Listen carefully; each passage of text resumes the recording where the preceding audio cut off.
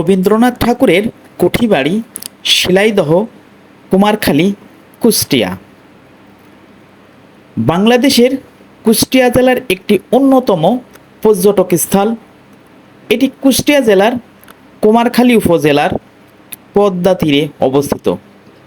এটি বিভিন্ন বাগান ও পুকুর সহকারে প্রায় 11 একর এলাকা জুড়ে বিস্তৃত। সম্পূর্ণ কুঠিবাড়িটি বেষ্টনী প্রাচীর দিয়ে ঘেরা। কুঠিবাড়িতে ছোট বড় মিলিয়ে মোট 15টি কক্ষ রয়েছে।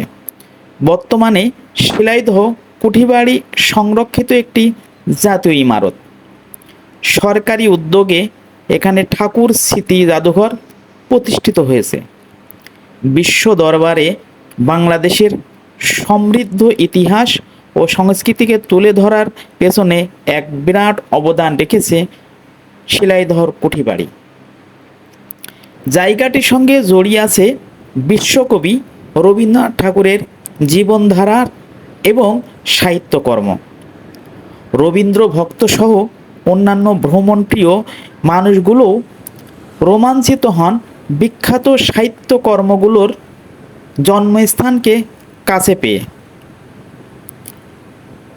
ঐতিহাসিক জায়গাটিতে ভ্রমণ বিষয়ক অনুসন্ধানের পাশাপাশি এর বিশেষত্বের ব্যাপারে বিস্তারিত জেনে নেওয়া যাক।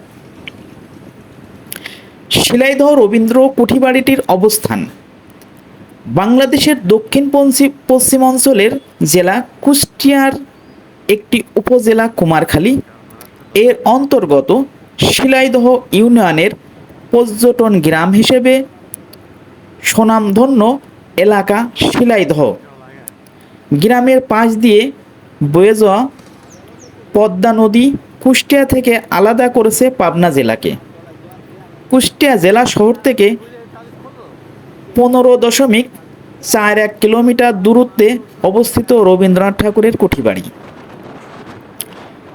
শিলাইদহ রবীন্দ্র কুঠিবাড়ির নামকরণ অনেক আগেই এই গ্রামের নাম ছিল খোরশেদপুর।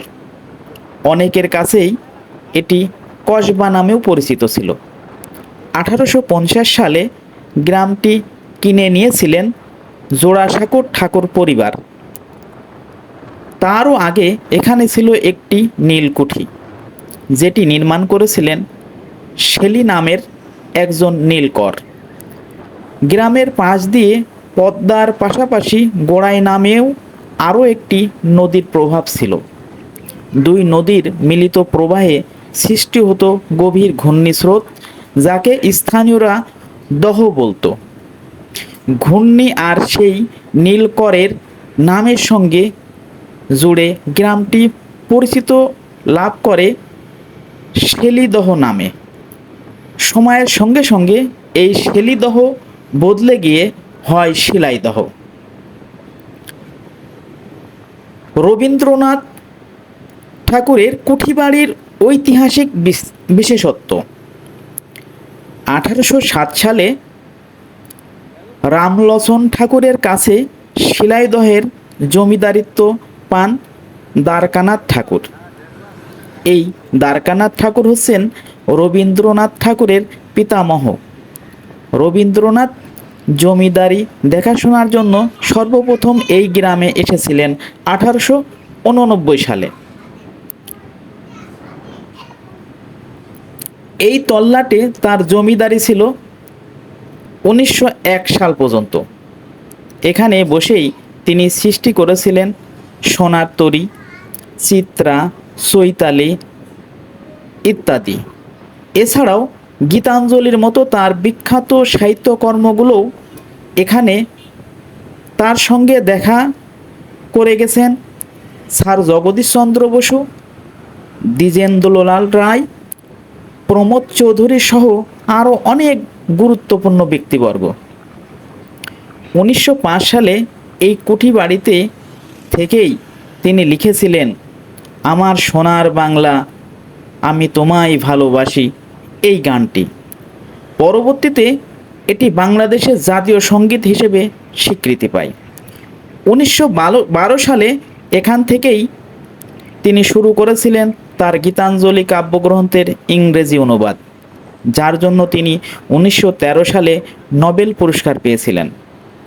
2013 সালে এই কুঠিবাড়ি পরিদর্শনে এসেছিলেন তৎকালীন ভারতের রাষ্ট্রপতি প্রণব মুখার্জি। এ সময় তিনি এখানে একটি কমপ্লেক্স নির্মাণের সিদ্ধান্ত নেন। অতঃপর 2017 সালে ভারত ও বাংলাদেশের মধ্যে চূড়ান্ত সিদ্ধান্ত হওয়ার পর শুরু হয় কমপ্লেক্সের নির্মাণ কাজ, যেটি শেষ হয়েছিল 2020 সালে।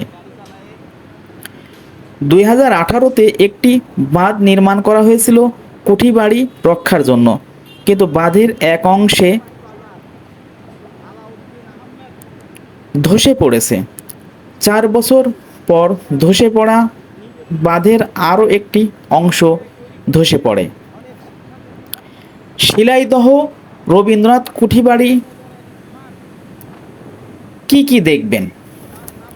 প্রায় 33 বিঘা আয়তন বিশিষ্ট রবীন্দ্র কুঠিবাড়ি কমপ্লেক্সের প্রধান ফটক দিয়ে ঢুকতেই দেখা যাবে বিশাল মাঠের এক পাশে মুক্তমঞ্চ, অন্য পাশে একটি অডিটোরিয়াম। কুঠিবাড়ির মূল ভবনের সংলগ্ন অংশে প্রবেশের আগে চোখে পড়বে সোনার তরী ও গীতাঞ্জলি ডাকবাংলো। কুঠিবাড়ির প্রধান ফটক দিয়ে প্রবেশের পর সুদৃশ্য বাগানের মাঝখান দিয়ে সুন্দর পায়ে চলা পথ। এই জায়গাটি গড়ে উঠেছে 2.5 বিঘা জমির উপর। কুঠিবাড়ির একদম কাছাকাছি যেতেই বাম পাশে চোখে পড়বে একটি উন্মুক্ত পাঠশালা মঞ্চ, যেখানে রবি ঠাকুর নিজ কর্মচারীদের ছেলেমেয়েদের পাঠদান করতেন। এবার 3 তলা বিশিষ্ট মূল ভবনটিতে সর্বমোট কক্ষ রয়েছে 18টি। এগুলোতে প্রবেশ ও প্রস্থানের জন্য দরজা লাগানো রয়েছে মোট 17টি। নিরবিচ্ছিন্নভাবে সূর্যের আলো ঢোকার জন্য রয়েছে মোট 30টি জানালা। বিশ্বকবির লেখার ঘরটি ছিল ভবনের 3য় তলায়। সঙ্গে লাগানো বারান্দা এবং উপরে ছাদ থেকে প্রকৃতিপ্রেমী কবি সূর্যোদয়, সূর্যাস্ত এবং জ্যোৎস্নাস্নাত মনোমুগ্ধকর দৃশ্য উপভোগ করতে পারতেন। ভবনের নিচ ও 2য় তলায় 16টি কক্ষ জুড়ে রয়েছে কবি, শিল্পী, জমিদার ও কৃষক বন্ধু হিসেবে রবীন্দ্রনাথের জীবনের বিভিন্ন সময়ে বিচিত্র ভঙ্গিমায় ছবি। তার ব্যবহার্য জিনিসপত্রর মধ্যে দেখা যায় চঞ্চলা ও চপলা নামের 2টো স্পিডবোট, পালঙ্ক, কাঠের চেয়ার, টেবিল, আটবেহারার পালকি, পল্টুন এবং সোফা সেট। এছাড়াও রয়েছে কবির আত্মীয় পরিজন ও তার নিজের হাতে আঁকা বিভিন্ন চিত্রকর্ম। পশ্চিম পাশে গাছগাছালি ঘেরা উদ্যানটি চলে গেছে বকুলতলার পুকুরঘাটের দিকে। সেই নামকরা পুকুরঘাট, যেখানে বসে কবিগুরু লিখেছিলেন, যখন পড়বে না মোর পায়ের চিহ্ন, এই গানটি। প্রতি বছর কবিগুরু জন্মদিন থেকে শুরু করে 3 দিন ব্যাপী আলোচনা সভা ও সাংস্কৃতিক অনুষ্ঠানের মাধ্যমে উদযাপিত হয় তার জন্মবার্ষিকী। রবীন্দ্রনাথ ঠাকুরের কুঠিবাড়ি যাওয়ার উপায়: ঢাকা থেকে কুষ্টিয়া স্থলপথে 248 কিলোমিটার, যা অতিক্রম করতে সময় লাগে প্রায় 6 ঘন্টা। বাসে করে যেতে হলে ঢাকার কল্যাণপুর বাস স্ট্যান্ডে পাওয়া যাবে কুষ্টিয়াগামী বাসগুলো। এগুলোতে কুষ্টিয়া পৌঁছে নামতে হবে মজমপুর গেটে। বাসের মান ভেদে ভাড়া পড়তে পারে নন এসিতে জনপ্রতি 650 থেকে 700 টাকা এবং এসিতে 1000 থেকে 1400 টাকা। মজমপুর গেট থেকে কুঠিবাড়ি যাওয়ার অটোরিকশা, সিএনজি, ইজি বাইক সহ অন্যান্য পরিবহন পাওয়া যাবে। ট্রেনে ভ্রমণের ক্ষেত্রে ঢাকার কমলাপুর রেল স্টেশন থেকে কুষ্টিয়ার ট্রেন পাওয়া যাবে সকাল 8টা 15 মিনিট, সন্ধ্যা 7টা ও রাত 11টা 15 মিনিটে। আসন ভেদে ট্রেনের টিকিটের মূল্য পড়তে পারে জনপ্রতি 360 থেকে 828 টাকা পর্যন্ত। ট্রেন থেকে নেমে যেতে হবে পোড়াদাহ বা ভেড়ামারা স্টেশনে। তারপর সেখান থেকে বাস বা সিএনজিতে করে যেতে হবে কুষ্টিয়া শহরে। তারপর অটোরিকশায় বা সিএনজিতে চলে যেতে হবে স্বপ্নের সেই কুঠিবাড়িতে। রবীন্দ্রনাথ ঠাকুরের কুঠিবাড়ি দর্শনের সময়সূচি ও প্রবেশ মূল্য। গরমের মাসগুলোতে বড়দিনের বেলাতে রবীন্দ্রনাথ ঠাকুরের কুঠিবাড়ি জাদুঘর খোলা থাকে প্রতিদিন সকাল 10টা থেকে সন্ধ্যা 6টা, আর শীতের সময় ছোট দিনের বেলাতে সকাল 9টা থেকে বিকেল 5টা পর্যন্ত খোলা থাকে। এর মাঝে দুপুর 1টা থেকে 1:30টা পর্যন্ত সাময়িক বিরতিতে জাদুঘর বন্ধ থাকে। এছাড়া শুক্রবারে 12:30টা থেকে 3টা পর্যন্ত বন্ধ থাকে জুম্মার নামাজের জন্য। সপ্তাহে একদিন রবিবার জাদুঘর সারাদিন বন্ধ থাকে, আর সোমবার বন্ধ থাকে দুপুর 1:30টা পর্যন্ত। পুরো কমপ্লেক্সটিতে ঢোকার মুহূর্তেই টিকিট কাটতে হয়। প্রবেশ মূল্য প্রাপ্তবয়স্ক দর্শনার্থীদের জন্য জনপ্রতি 20 টাকা, যেটি মাধ্যমিক পর্যায়ের ছাত্রছাত্রীদের জন্য রাখা হয়েছে মাত্র 5 টাকা। সার্কভুক্ত দেশ থেকে আগত দর্শনার্থীদের এই টিকিটের জন্য খরচ করতে হবে 50 টাকা, আর অন্যান্য বিদেশি পর্যটকদের ক্ষেত্রে টিকিটের মূল্য 100 টাকা। কুষ্টিয়ায় থাকা খাওয়ার উপায়। কুষ্টিয়া শহরের আবাসিক হোটেলগুলো মোটামুটি মানের। এনএস রোড ও মজমপুরে বেশ কিছু মধ্যম মানের হোটেল আছে, যেগুলোতে কম খরচেই রাত্রি যাপন করা যাবে। আর খাবারের হোটেল ও রেস্তোরাঁগুলো বেশ ভালো মানের। এখানে আগত পর্যটকদের কাছে কোর্ট স্টেশন এলাকার খাবারের হোটেলগুলো বেশ পছন্দের। কুষ্টিয়ার বিখ্যাত খাবার তিলের খাজা ও কুলফি মালাই। বিশেষ করে কুলফি মালাইগুলো পাওয়া যায় কুঠিবাড়ির গেটের কাছেই। আশেপাশের দর্শনীয় স্থান। কুঠিবাড়ির আশেপাশে যে সমস্ত দর্শনীয় স্থানগুলো আছে সেগুলো হলো এখানকার নৌকা ঘাট। গ্রামটি ঘুরে যেতে ভোলেন না। ঘাটটি কুষ্টিয়া শহরের সঙ্গে পাবনা শহরের যোগাযোগ স্থাপন করায় নৌকাঘাট গ্রামটি রীতিমতো একটি বাণিজ্যিক এলাকায় পরিণত হয়েছে। এছাড়াও শুধুমাত্র পদ্মা নদী ঘুরতেও অনেকেই এই ঘাটে ঘুরে যান। শিলাইদহ গ্রামের আরও একটি দর্শনীয় স্থান হচ্ছে এর কাঠের বাড়ি। 5 তলা বিশিষ্ট দৃষ্টিনন্দিত বাড়িটি বানিয়েছেন এই গ্রামের অধিবাসী আব্দুর রশিদ জোয়াদ্দার। 12 শতক জায়গার উপর 35 ফুট উচ্চতার এই স্থাপনাটি নির্মাণ কাজ সম্পন্ন হয়েছে 2 বছর ধরে। নির্মাণ সামগ্রীতে ব্যবহার হয়েছে শাল, তাল, কেরোসিন ও মেহগনি গাছের কাঠ। 2019 সাল থেকে দর্শনার্থীদের জন্য উন্মুক্ত করে দেয়া দালানটি খোলা থাকে সকাল 8টা থেকে বিকেল 5টা পর্যন্ত।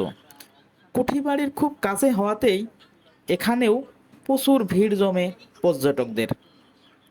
শিলাইদহের আরও একটি আকর্ষণ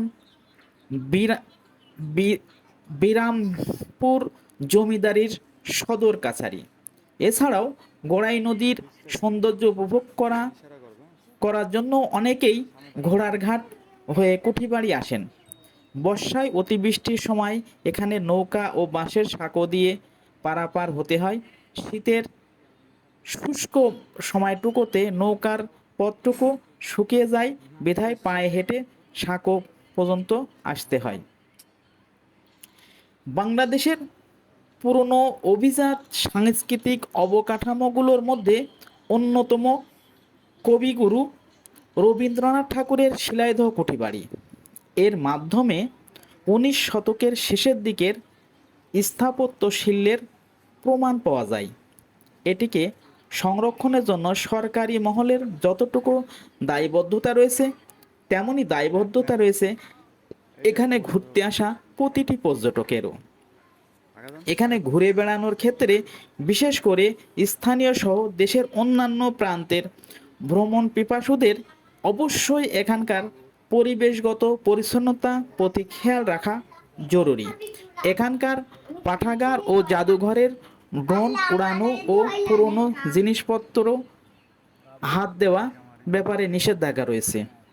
কুষ্টিয়ার শিলাইদহ রবীন্দ্র কুঠিবাড়ি ঘুরে দেখার সময় দেশীয় পর্যটকগণ এই নিয়ম নীতিগুলো যথাযথভাবে মেনে চললে বিদেশি পর্যটকদের কাছেও তা অনুসরণীয় হবে। একই সঙ্গে পরিষ্কার ও গোছানো স্থাপনা হিসেবে দেশের ভাবমূর্তি ও উজ্জ্বল হবে বিশ্বের কাছে। এটি সকলের কাছে কাম্য।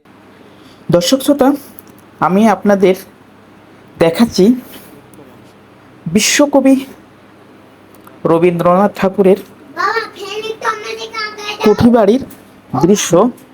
আপনারা দেখতে পাচ্ছেন যে বিশ্বকবি রবীন্দ্রনাথ ঠাকুরের কুঠিবাড়ির সার্বিক যে দৃশ্য, সেই দৃশ্যগুলো ধারাবাহিকভাবে আপনাদের সামনে আমি উপস্থাপন করব। এই উদ্দেশ্য নিয়েই আমার পথ চলা। আপনারা দেখছেন আমি এখন অবস্থান করছি বিশ্বকবি রবীন্দ্রনাথ ঠাকুরের সেই শিলাইদহ কুঠিবাড়িতে। এই সেই মঞ্চ, এই মঞ্চে বিশ্বকবি রবীন্দ্রনাথ ঠাকুরের জন্মদিনের যে 3 দিনের অনুষ্ঠান হয় 25শে বৈশাখ, সেই 25শে বৈশাখের এই 3 দিনের অনুষ্ঠানে এই মঞ্চেই মঞ্চস্থ হয় বিভিন্ন নাটক। আমি আপনাদের দেখাচ্ছি সেই দৃশ্যগুলো। এই যে পাশের এই যে মাঠ পড়ে আছে, সেই মাঠটি নিচু হওয়ার কারণে এই মাঠে বালি দিয়ে উঁচু করার ব্যবস্থা করছেন কর্তৃপক্ষ। প্রতিদিন হাজার হাজার দর্শনার্থী আসেন এই বিশ্বকবি রবীন্দ্রনাথ ঠাকুরের জাদুঘরটি দেখার জন্য। আমি আপনাদের সেই জাদুঘরের দৃশ্যগুলো দেখাবো। আমি আপনাদের দেখাচ্ছি যে এখন এই যে মাঠের মধ্যে যে ঘাস, সেই ঘাসগুলো পরিষ্কার করা হচ্ছে। আপনারা দেখতে পাচ্ছেন মেশিনের সাহায্যে বেশ কিছু লোক এই ঘাসগুলো পরিষ্কার করছে। দর্শক শ্রোতা, বিশ্বকবি রবীন্দ্রনাথ ঠাকুরের যে মঞ্চ, সেই মঞ্চ থেকে নামার জন্য খুব সুন্দর একটি সিঁড়ি। আমি আপনাদের সেই সিঁড়ির দৃশ্য দেখাচ্ছি। আপনারা দেখছেন যে সিঁড়ি থেকে নামার খুবই চমৎকার একটি দৃশ্য। আমি সেটা আপনাদের সামনে তুলে ধরলাম। আমার কাছে খুবই আকর্ষণীয় লাগছে এই যে মাঠ, সেই মাঠের যে ঘাস কাটা যে দৃশ্য, এই দৃশ্যটি খুবই আকর্ষণীয়। দর্শক শ্রোতা, আপনাদেরকে আমি নিয়ে যাচ্ছি মূল যে ফটক, সেই ফটকের দিকে। কবিগুরু রবীন্দ্রনাথ ঠাকুর এই শিলাইদহে বসেই তিনি তার জীবনের